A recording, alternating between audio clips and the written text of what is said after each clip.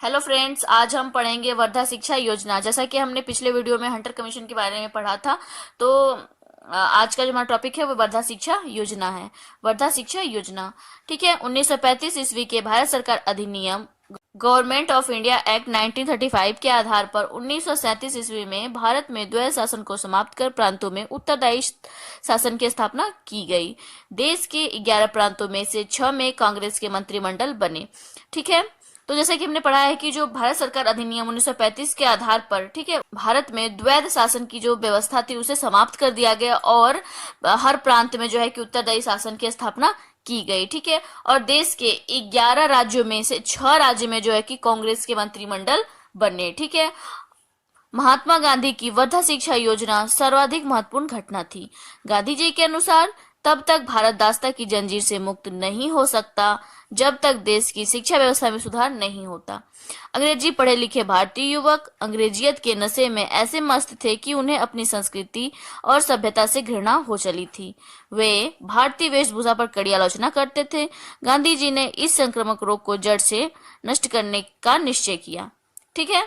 तो जब 11 प्रांतों में से 6 प्रांत में कांग्रेस के मंत्रिमंडल बने, तो महात्मा गांधी की जो वर्धा शिक्षा योजना थी वह सबसे महत्वपूर्ण घटना थी उस समय की, ठीक है।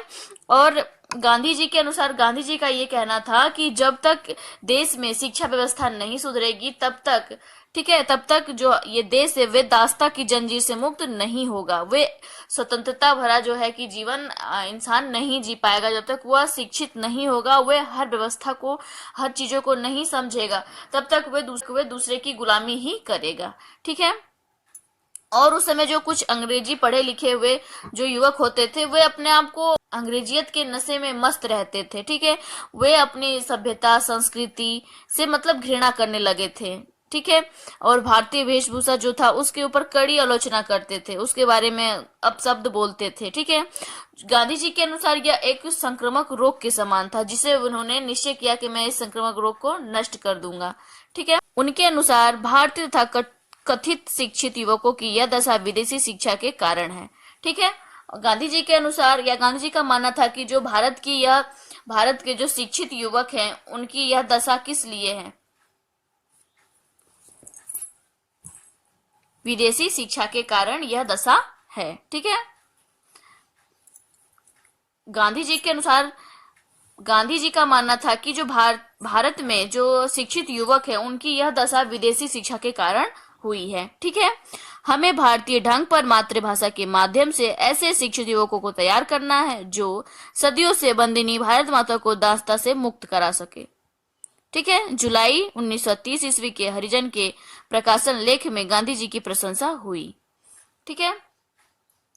गांधी जी का मानना था कि जो हमारी भारतीय ढंग है, भारतीय मातृभाषा है, ठीक है, उसके अनुसार ऐसे शिक्षित युवकों को तैयार किया जाए जो भारत माता जो है इतने सदियों से जो एक जंजीर में, एक दास्ता की जो जंजीर में बंधी हुई है, उनसे उनको मुक्ति मिल पाए, ठीक है।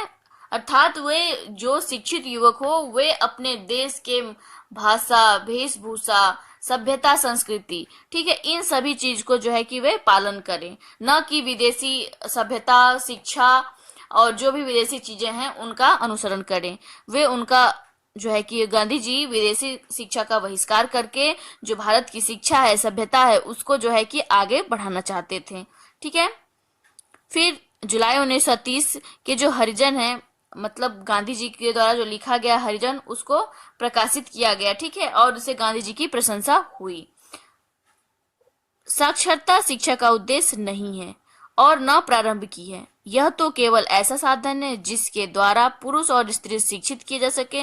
साक्षरता स्वयं शिक्षा नहीं है, इसलिए मैं बालक की शिक्षा किसी लाभदायक हस्तकला से प्रारंभ करना चाहता हूँ। मैं प्रत्येक स्कूल को आत्मनिर्भर बनाना चाहता हूँ। उन्होंने उसमें जो है कि गांधी जी ने लिखा कि साक्षरता जो है कि शिक्षा का उद्देश्य नहीं है, केवल साक्षर होना शिक्षा का उद्देश्य नहीं है, बल्कि ये प्रारंभ की है, ठीक है। यह मतलब यह तो केवल एक ऐसा साधन है जिससे कि स्त्री पुरुष शिक्षित हो सके, ठीक है। साक्षरता स्वयं में शिक्षा नहीं है। उनका कहना था कि साक्षर होना शिक्षित होना नहीं है, ठीक है। इसलिए वे चाहते थे कि बालक को जो शिक्षा दिया जाए, ठीक है, वे स्कूल में जो शिक्षा लेते हैं उसके साथ साथ उन्हें हस्तकला का भी ज्ञान दिया जाए, ठीक है, ताकि जो बच्चे हैं वे स्कूल के शिक्षा के साथ साथ आत्मनिर्भर बनना भी सीखें, ठीक है, वे ऐसा ही चाहते थे। वर्धा में 22-23 अक्टूबर को एक शिक्षा सम्मेलन हुआ जो वर्धा शिक्षा सम्मेलन के नाम से प्रसिद्ध हुआ, ठीक है। इसका सभापतित्व गांधी जी ने किया था। सम्मेलन के संयोजक श्री मंत्रायण अग्रवाल थे। गांधी जी अपने सभापति आसन से विस्तृत प्रवक्ता, जिसमें उन्होंने अपनी योजना को स्पष्ट कर दिया। गांधी जी के पश्चात जामिया मिलिया के प्रिंसिपल डॉक्टर जाकिर हुसैन तथा प्रोकेटी शाह आदि विद्वानों ने इनके भाषण की समालोचना की। आचार्य विनोबा भावे, श्री काका कालेकर, महादेव देसाई तथा रविशंकर शुक्ल आदि विद्वान नेताओं ने भी गांधी जी की इस योजना का समर्थन किया, ठीक है। तो जैसा कि हमने पढ़ा है कि वर्धा में, मतलब वर्धा एक जगह है, ठीक है, वहां पे 22-23 अक्टूबर को एक सम्मेलन हुआ, ठीक है। उस सम्मेलन का नाम जो है वर्धा शिक्षा सम्मेलन के नाम से प्रसिद्ध हुआ, ठीक है। इसका सभापतित्व गांधी जी ने किया था, ठीक है। और सम्मेलन में गांधी जी की जो विस्तृत मतलब भाषण था, ठीक है, उसके जहां पर उपस्थित सभी नेताओं ने, ठीक है, यहाँ तक कि जामिया मिलिया के प्रिंसिपल डॉक्टर जाकिर हुसैन और काका कालेकर, महादेव देसाई, रविशंकर आदि नेताओं ने जो है कि उनके भाषण को समालोचना किया, प्रशंसा किया तथा उसमें जो है कि अपनी सहमति दिखाई, ठीक है। और उसमें उन्होंने जो है कि कुछ योजना बताया, ठीक है, कुछ प्रस्ताव रखे। तो वे प्रस्ताव क्या थे, आइए हम लोग जानते हैं। सम्मेलन के प्रस्ताव, ठीक। पहला है भारत के सभी 7 वर्ष तक आयु वाले बालकों तथा बालिकाओं के लिए निःशुल्क और अनिवार्य शिक्षा प्राप्त हो। तो उनका पहला प्रस्ताव था कि जो भारत के सभी बच्चे हैं 7 वर्ष तक, उन्हें अनिवार्य रूप से शिक्षा दिया जाए, ठीक है, और यह शिक्षा क्या हो, निःशुल्क हो, ठीक। फिर दूसरा था जो शिक्षा का माध्यम मातृभाषा हो, ठीक है। गांधी जी का कहना था कि जो प्रारंभिक शिक्षा होगी उसके शिक्षा का जो माध्यम होगा वो मातृभाषा होगी, मातृभाषा से उसके शिक्षा का जो है कि प्रारंभ होगा, न कि विदेशी भाषा, ठीक है। फिर तीसरा है शिक्षा किसी उत्पादक हस्तकला को केंद्र मानकर दी जाए, हस्तकला कार्य का संबंध वातावरण से हो, ठीक है। तो फिर तीसरा है कि गांधी जी का कहना था कि जो अगर बच्चे को शिक्षा दिया जा रहा है तो उसमें कुछ हस्तकला कार्य भी हो, ठीक है, जो कि उस वातावरण के अनुकूल में हो, ठीक है। उन्हें ऐसी हस्तकला की शिक्षा दी जाए जिसका उपयोग उस वातावरण में हो सके, ठीक है। फिर चौथा है अध्यापकों का वेतन बालकों द्वारा बनाई गई वस्तुओं से निकालकर आएगा। फिर उसमें एक प्रस्ताव और था कि जो अध्यापकों को वेतन दिया जाएगा, क्योंकि अध्यापक निःशुल्क तो शिक्षा देगा नहीं, क्योंकि उसके भी घर परिवार है, उनकी भी जरूरतें हैं, तो उसको पूरा करने के लिए शिक्षक को वेतन तो देना ही पड़ेगा। तो शिक्षक को जो वेतन देना होगा वे जो बालक अपने हस्तकला से जो भी वस्तुएं बनाएंगे उनको बेचकर जो धन प्राप्त होगा उसे जो है कि उस धन को शिक्षक को वेतन के रूप में दिया जाएगा, ठीक है। तो ये गांधी जी के प्रस्ताव थे। जाकिर हुसैन समिति, ठीक है। फिर जाकिर हुसैन समिति के बारे में हम लोग पढ़ते हैं। डॉक्टर जाकिर हुसैन की अध्यक्षता में एक समिति नियुक्त की गई जो कि जाकिर हुसैन समिति भी कहलाती है, ठीक है। तो जाकिर हुसैन समिति भी कहलाती थी।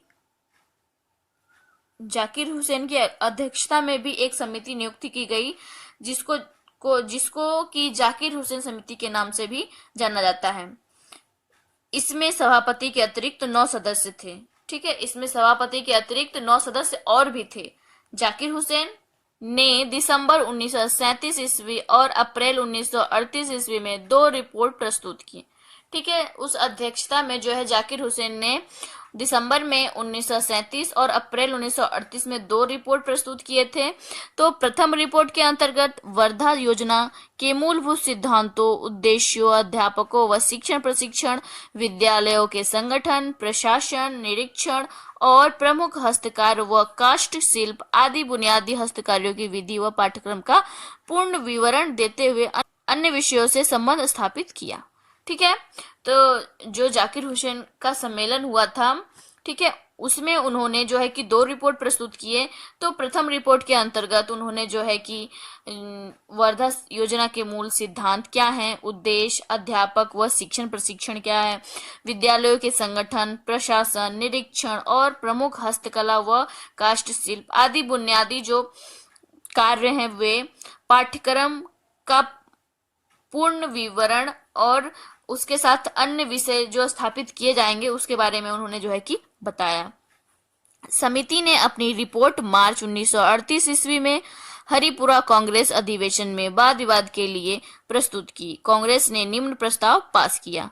ठीक है, उन्होंने जो है कि अपने रिपोर्ट को एक समिति जो कि मार्च 1938 में हरिपुरा कांग्रेस अधिवेशन में वाद विवाद के लिए प्रस्तुत किया था। जो उनकी रिपोर्ट थी, उन्होंने हरिपुरा कांग्रेस अधिवेशन में वाद विवाद हो रहा था, वहां पे उन्होंने अपनी रिपोर्ट को प्रस्तुत किया और कांग्रेस ने इस प्रस्ताव को पास भी किया। ठीक है, कांग्रेस का यह विचार है कि प्राथमिक तथा माध्यमिक स्तरों पर बेसिक शिक्षा निम्न सिद्धांतों के अनुसार हो। ठीक है, कांग्रेस का विचार था कि प्राथमिक और माध्यमिक शिक्षा जो है वे बेसिक शिक्षा, ठीक है, बेसिक शिक्षा क्या है इसके बारे में भी हम लोग अभी पढ़ेंगे। ठीक है, उनके निम्न सिद्धांतों के अनुसार हो। ठीक, उसके बाद उसमें क्या बात कही गई थी, कौन कौन से प्रस्ताव थे। तो पहला था संपूर्ण भारत में 7 वर्ष तक की आयु के बच्चों को अनिवार्य तथा निःशुल्क शिक्षा प्रदान की जाए। ठीक है, तो ये वर्धा शिक्षा योजना में गांधी जी ने भी यही कहा था। जो फिर दूसरा है शिक्षा मातृभाषा के माध्यम से दी जाए। ठीक है, और तीसरा 7 वर्ष की अवधि में शिक्षा की व्यवस्था किसी उत्पादक हस्तकार के माध्यम से दी जाए। ठीक है, तो जो गांधी जी ने अपने प्रस्ताव में कहा था वही सेम जो है कि जाकिर हुसैन साहब जी ने भी कहा था। उन्होंने भी, गांधी जी ने भी कहा था कि 7 वर्ष तक की आयु के जो भी बच्चे हो, चाहे वो बालक हो या बालिका हो, सबको अनिवार्य और निःशुल्क शिक्षा दिया जाए। ठीक है, और जो शिक्षा है वे मातृभाषा के माध्यम से दिया जाए और जो उनकी शिक्षा प्रारंभ हो तो उन्हें क्लास में शिक्षा के साथ साथ हस्तकार्य भी सिखाया जाए। ठीक है, तो ये सारी बात जो है कि दोनों लोग की मिलती है। तो अब हम आगे पढ़ेंगे बेसिक शिक्षा।